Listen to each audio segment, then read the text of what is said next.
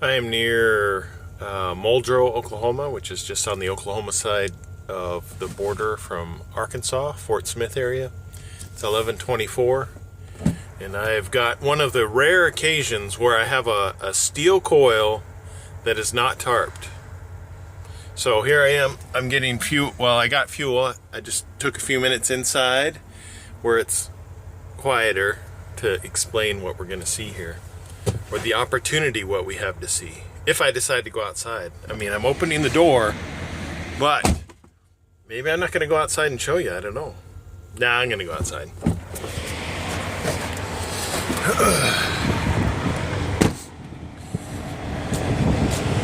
So this is the double rare occasion. It is a untarped coil. In fact, in my 3 years of working at Maverick Transportation, have never transported a steel coil that wasn't tarped. So I had to check I checked my assignment 3 times. It said no tarp. I'm like, all right. People can actually see how this is, how I secured this behemoth mass of steel. Now the thing that's different about this, and I'm going to walk all the way around it, is this is 7 coils all strapped together. These are what I term as slitted coils. There's 7 of them all bound together as one coil. It's a very large coil. I'm not going to specify weight, but we'll take a look here.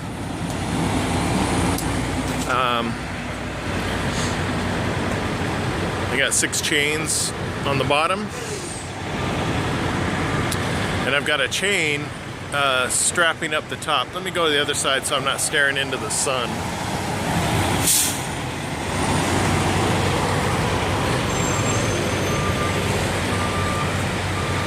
You can actually see it a little bit better. So, now that I'm not staring into the sun, I've got bungees everywhere, but that's really just to hold the excess chain that I have wrapped around to keep it from flopping everywhere and becoming a hazard. So I have 6 chains, which secures this particular coil. You can, let's see here. You can roughly determine how thick this is. It's probably slightly over 1/4 of an inch in thickness. And you see they have it banded in several locations to bind each individual coil. And then they've got bands that are combining them all together. And it is loaded suicide, or suicide, or eye to the side, because the eye of the coil is to the side of the trailer. And yeah. So, and you can almost tell how much weight I'm carrying, because I use one coil cradle for every 8,000 pounds of weight. And there's no coil pads on this particular load just because they're slitted coils. That's it per our instructions. This may be deceiving. This is just a loose chain held in place just to keep it from flopping around, and that's the chain that goes over the top. And initially, when I was securing this, the preferred method is what they call a figure 8, where the chain, basically the one that's up in the air, would come down and secure to this side of the trailer. But what I discovered when I went to do that was that the chain, let me back up so you can see the whole thing, the chain was not long enough to be able to complete the figure 8 configuration, which is securing to the trailer side, going up and through, over the top, back down, and to secure on the other side of the trailer. The chain wasn't long enough. I still used a chain, and I'll go back over there and show it. The part that's hanging down is secured on itself, and then I've secured the looseness with this bungee here, so that's only there just to keep it from moving around. So I'll go back around.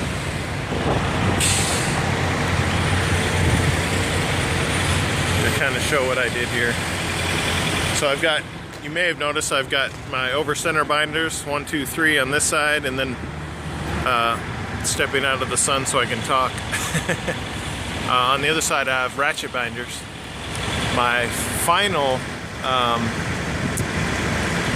over center binder is used to secure this chain. I'm trying to get a good view of it. And it's basically holding all the separate coils, even though it's banded. They have 4 big steel bands holding this as like a single coil. We still combine the top to secure it all together to help stabilize the coil during transportation. That's my understanding of it. And then I've got bungees in there holding like this part that isn't connected to anything. It's just hanging because the rest of it is connected on top.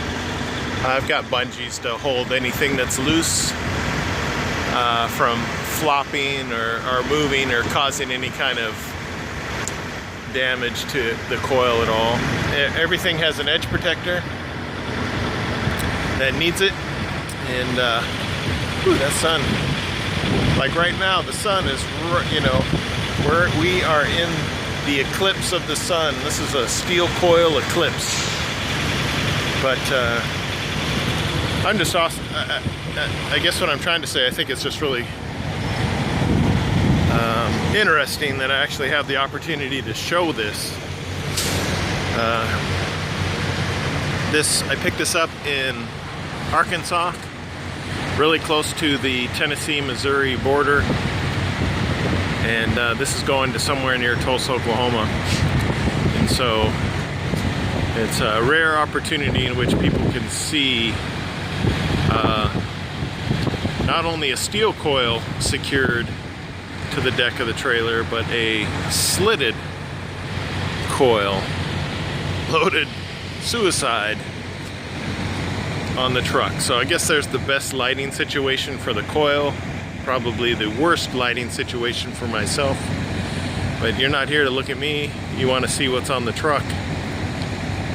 And yeah, that's it. So if you think of any questions, feel free to put it in the comments below.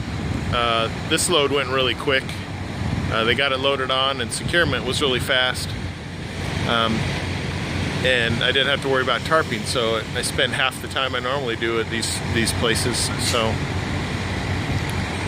and this is the way we do our chain, going by a spool and then connecting to a stake pocket. That's Maverick's #1 requested chain hookup is the best way I could put that. They have 2 other methods for securing the chain, but I hear that horn you heard in the background was what I call the Freightliner, hey, your brakes aren't set and you're opening your door horn. So anyway, that's it. It's been a good load. I think I'll get a picture of this. So yeah.